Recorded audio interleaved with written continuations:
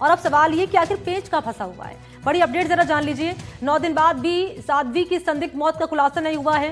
SIT ने जिसने जांच अपनी तेज कर दी है और अब एसआईटी को डीएनए और एफएसएल रिपोर्ट का इंतजार है। अब तक 35 लोगों से पूछताछ हुई है इस मामले में। एसीपी छवि शर्मा कह रही हैं, जोधपुर एसीपी, कि हर बिंदु पर पुलिस जांच कर रही है। 35 लोगों से अब तक पूछताछ इस मामले में हुई है, लेकिन खुलासा नहीं हुआ है। आखिर कहां पेच फंसा हुआ है, ये बड़ा सवाल है।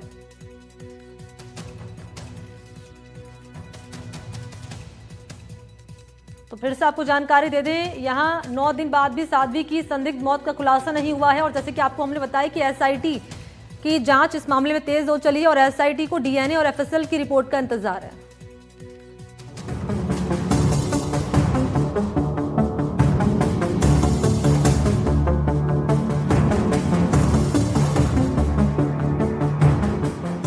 साध्वी मौत केस में नया ट्विस्ट, 3 किरदारों पर गहरा है शक। क्या जहर देने से मौत हुई? डीएनए जांच में खुलेगा राज, जल्द उठेगा रहस्य से पर्दा। साध्वी प्रेम बाइसा की मौत अभी भी रहस्य बनी हुई है।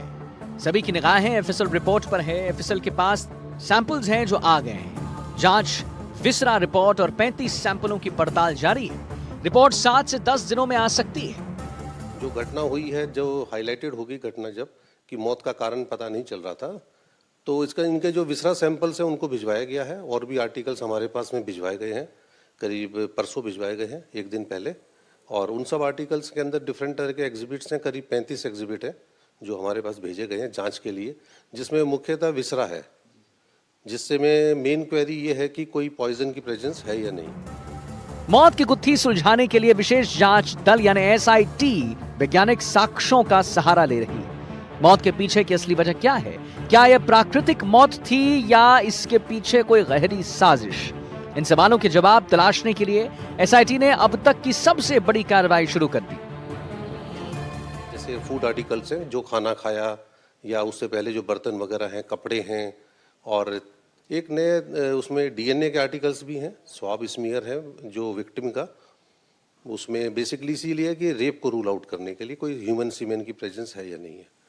तो मुख्य तौर पे तो यही आर्टिकल्स हैं। इनकी जांच जारी है, हमने शुरू कर दी है और इसमें लगभग 8 से 10 दिन का समय लगेगा सारी जांच पूरी करने में। एसआईटी ने प्रेम बाइसा की मौत की मिस्ट्री को सुलझाने के लिए उनके डीएनए सैंपल्स जांच के लिए फॉरेंसिक साइंस लेबोरेटरी एफएसएल भेजे हैं। एफएसएल डायरेक्टर अजय शर्मा के मुताबिक मुख्य रूप से वेजाइनल स्वाब की जांच की जा रही है। जांच का उद्देश्य ये पता लगाना है कि क्या वहां ह्यूमन सीमन की मौजूदगी है। यदि सीमन की पुष्टि होती है तो पुलिस डीएनए मिलान के जरिए संदिग्धों तक पहुंचेगी। ये रिपोर्ट केस की दिशा बदलने में सबसे महत्वपूर्ण साबित हो सकती है। देखिए, ये वैसे तो जांच वो पुलिस कर रही है, एसआईटी टीम कर रही है। हमारे पास जो आर्टिकल भेजे हैं उसमें डीएनए का जो आर्टिकल है, जिसमें विक्टिम के वेजाइनल स्वाब स्मीयर है, उनका बेसिकली इसी पर्पज से भेजा जाता है कि कोई ह्यूमन सीमेन की प्रेजेंस है या नहीं है। तो वो रेप या इस तरह के किसी इंसिडेंट्स के लिए ही देखा जाता है। इसके साथ ही विसरा जांच की रिपोर्ट का भी इंतजार किया जा रहा है।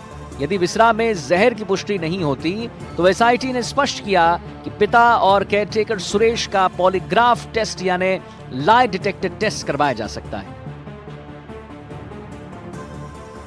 साध्वी प्रेम बाइसा की मौत को 10 दिन हो चुके हैं, लेकिन अभी भी पुलिस के हाथ खाली है। हालांकि इन 10 दिनों में पुलिस जो है करीब 30 लोगों को बुलाकर उनसे जानकारी जुटा रही है, लेकिन अगर बात की जाए तो अभी भी पुलिस के हाथ खाली है। साध्वी के पिता ब्रह्मनाथ से भी पुलिस ने 3 बार बुलाकर है जो जानकारी जुटाई है। साथ ही साथ कंपाउंडर हो, चाहे निजी अस्पताल का डॉक्टर हो, और साथ ही साथ सेवादार सुरेश हो, इसके अलावा करीब 25 अन्य लोगों को भी बुलाकर जानकारी जुटाने में पुलिस लगी हुई है। जांच को पुख्ता बनाने के लिए एसआईटी ने घटनास्थल यानी आश्रम से 35 अलग अलग तरह के सैंपल्स एकत्र किए। इन सैंपलों में शामिल है खाने के बर्तन और आश्रम की मिट्टी, साध्वी द्वारा इस्तेमाल की गई चद्दर, तौलिया और कंघा, डस्टबिन से मिले अवशेष और इंजेक्शन की सिरिंज और दवा की बोतलें। हमारे अनुसंधान के दौरान 37 से ज्यादा लोगों के स्टेटमेंट्स जो हैं वो रिकॉर्ड किए हैं और उनसे जानकारी ली गई, जिसके अंदर मेडिकल एक्सपर्ट्स शामिल हैं जिन्होंने उनका इलाज किया, वो लोग शामिल हैं, आश्रम पे आने जाने वाले लोग शामिल हैं, उनके सोशल मीडिया को जो टैकल कर रहे थे वो लोग शामिल हैं। इन सबके स्टेटमेंट्स और जो उनके कुछ रिश्तेदार हैं वो भी शामिल हैं। तो उनके हमने स्टेटमेंट्स लेखबद्ध किए हैं, जहां रिक्वायरमेंट है हमने वीडियोग्राफिक स्टेटमेंट्स लिए हैं। इसके अतिरिक्त हमारी जो टीम है, जो भी हमें इंफॉर्मेशन सब जगह से मिल रही है, उसको मर्ज करके हम एक प्रॉपर्ली डेवलप कर रहे हैं कि उनका उस दिन रूट चार्ट क्या रहा, वो कहाँ से आए, कब तक कहाँ पे रुके, किस परिस्थिति में आए। ये सारी चीज जो सारे हमारे को जो टेक्निकल मिलते हैं एविडेंसेस, इनपुट्स, उनको एकजाही करके हमारी टीम द्वारा रिपोर्ट तैयार की गई है। विशेषज्ञ ये भी जांच कर रहे हैं कि क्या साध्वी को वास्तव में अस्थमा की शिकायत थी या नहीं। इसके लिए उनकी पुरानी दवाइयों के सैंपल्स भी चेक किए जा रहे हैं। देखिए 8 से 10 दिन में जो हम बता रहे हैं, हमारी रिपोर्ट जो फॉरेंसिक रिपोर्ट है वो हम सबमिट कर देंगे।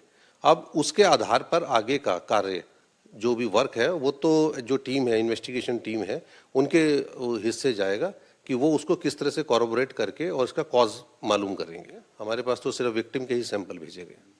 तो सर कल से इन्वेस्टिगेशन शुरू हो गया, कल से, तो यानी कि अब आने वाले 8 या 9 दिन में संभवतः। हाँ, हमने बताया जब जैसे कल से शुरू हुआ है तो अगले 10-12 दिन में हमारे जो फॉरेंसिक रिपोर्ट्स हैं वो सब तैयार हो जाएंगी और वो हम वहाँ पे जो आईओ हैं उनको भिजवा दी जाएगी। मौत जहर से हुई या किसी अन्य कारण से, इसे स्पष्ट करने के लिए शरीर के लिवर, फेफड़े, हार्ट और आंत समेत कई महत्वपूर्ण अंगों के सैंपल्स एफएसएल को सौंप दिए गए। इस जटिल जांच प्रक्रिया की रिपोर्ट आने में 7 से 10 दिन का समय लग सकता है। एसआईटी ने अपनी जांच का दायरा बढ़ाते हुए अब तक करीब 10 संदिग्ध और करीबियों से पूछताछ की है। टीम उस अस्पताल भी पहुंची साध्वी को बेहोशी की हालत में सबसे पहले ले जाया गया था। वहां के डॉक्टरों के बयान और मेडिकल रिकॉर्ड्स को कब्जे में ले लिया गया है ताकि मौत के समय की स्थितियों का मिलान किया जा सके। साध्वी की मौत हादसा थी या साजिश, इसका फैसला अब वैज्ञानिक सबूत करेगा। सच से सामना बस कुछ रिपोर्ट्स की दूरी पर है। बात की जाए अगर साध्वी की विसरा रिपोर्ट और फॉरेंसिक रिपोर्ट की, तो जिस तरह से पुलिस ने करीब 35 जो है मेडिकल बोर्ड ने आइटम्स भेजे थे और साथ ही साथ डीएनए मिलान के लिए कहा गया था और यूट्रस का स्वाब भी भेजा था, यानी कि कह सकते हैं पुलिस और मेडिकल टीम जो है पोस्टमार्टम करने वाली वो चाहती है कि साध्वी की मौत का हर रहस्य वो जो छिपा हुआ है वो मेडिकल और फॉरेंसिक लैब की टेस्ट में सामने आ जाए। जोधपुर से एनडीटीवी के लिए अरुण हर्ष की रिपोर्ट।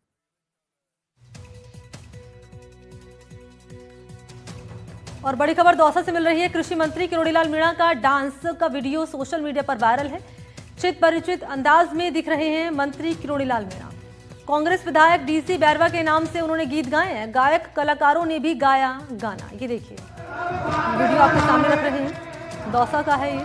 कृषि मंत्री किरोड़ीलाल मीणा का डांस का ये वीडियो वायरल हो रहा है, जहां कांग्रेस विधायक डीसी बैरवा के नाम से गीत गाए गए हैं और गायक कलाकारों ने भी गाए हैं यहाँ पर गाने।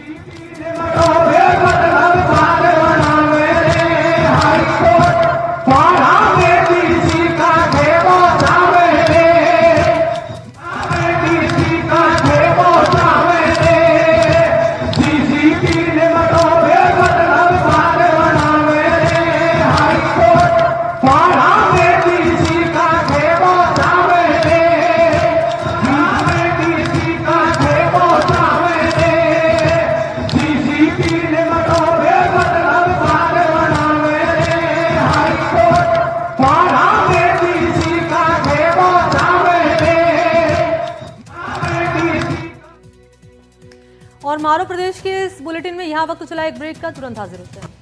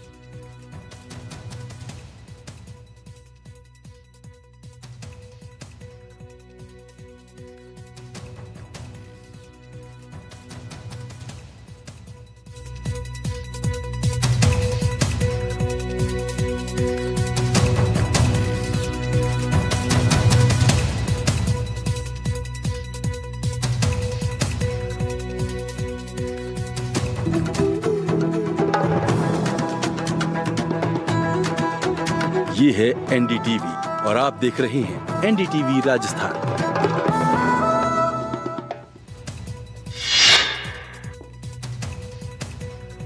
अलवर के ओडेला गांव में पहाड़ दरकने से खाई में गिरी पोकलेन मशीन। खनन के दौरान पहाड़ का बड़ा हिस्सा दरका, ऑपरेटर भी लापता। एनडीआरएफ एसडीआरएफ को रेस्क्यू जारी। बीकानेर के खिजड़ी आंदोलन में क्रमिक अनशन, रोजाना 50-50 लोग करेंगे अनशन। संतों ने लगातार कवरेज के लिए एनडीटीवी राजस्थान को जताया आभार।